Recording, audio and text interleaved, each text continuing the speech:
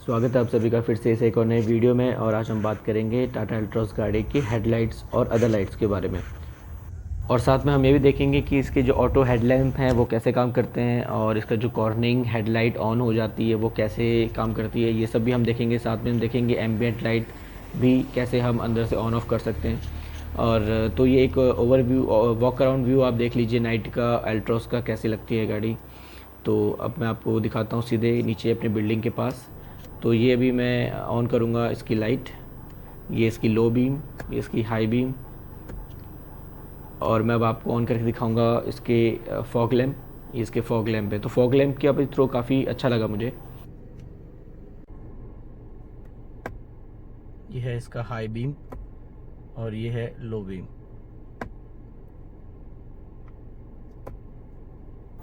तो अब बात कर लेते हैं बल्ब की स्पेसिफिकेशन की। तो जो हाई बीम और लो बीम है दोनों की जो रेटिंग है 12 वोल्ट 55 वॉट है।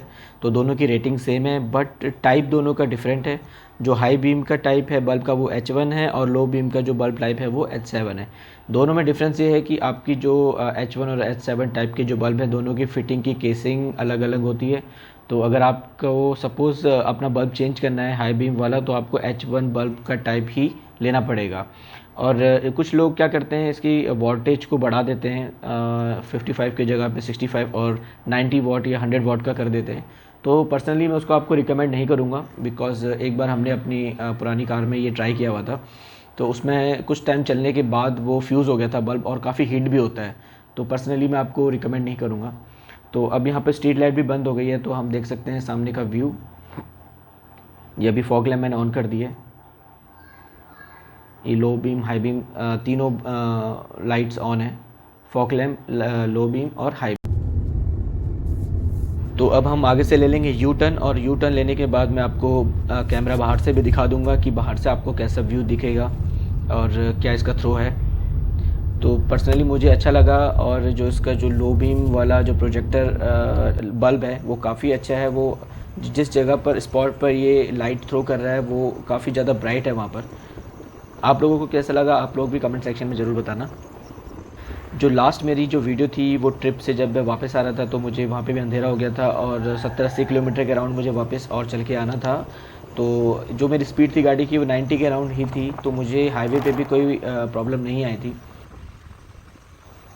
तो अब हम बात कर लेते हैं इसके ऑटो कॉर्निंग हेडलैम्प के बारे में।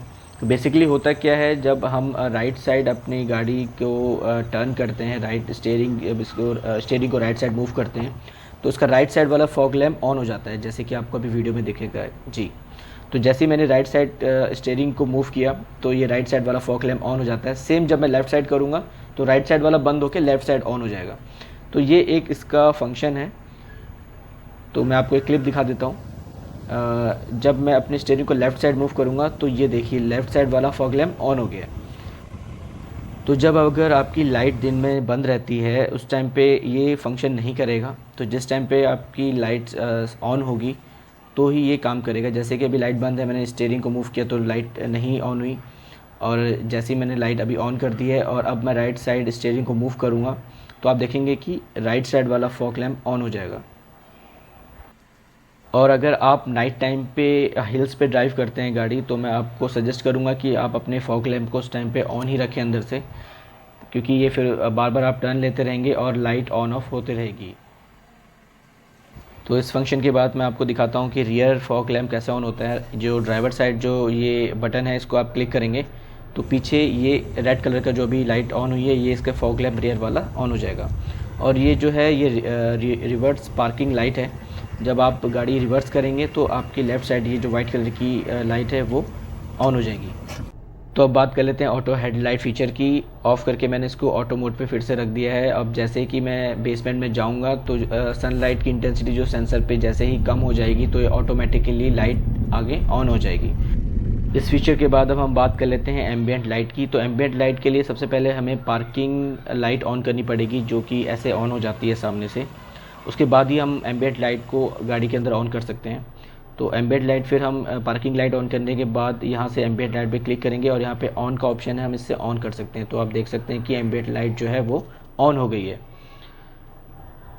और वहीं से सेम ये है ड्राइवर के साइड, आप देख सकते हैं नीचे यहाँ पर भी एम्बिएंट लाइट है, और को ड्राइवर के आगे फुट रेस्ट पे भी एम्बिएंट लाइट, वहाँ पे एक छोटा सा एलईडी बल्ब और है। तो यहाँ से हम ऑन ऑफ दोनों कर सकते हैं। ये ऑफ हो गई है। और इसके अलावा हम यहाँ से इसकी इंटेंसिटी को भी कम ज़्यादा कर सकते हैं, लाइट जो है उसको लो और हाई कर सकते हैं। तो जैसे आपको दिखाता हूँ, मैं अभी लो कर दिया है तो ये एकदम इसकी लो लाइट है, और ये यहाँ पे इसको मैंने हाई कर दिया है। कुछ भाइयों ने कमेंट करके पूछा था कि गाड़ी लॉक अनलॉक करने पर क्या ये साउंड बीप करती है, तो ऐसा नहीं है, सिर्फ लाइट ब्लिंक करती है इंडिकेटर वाली। ये मैंने अनलॉक की है, तो ORVM जो है वो फोल्ड अनफोल्ड हो जाते हैं इसी से।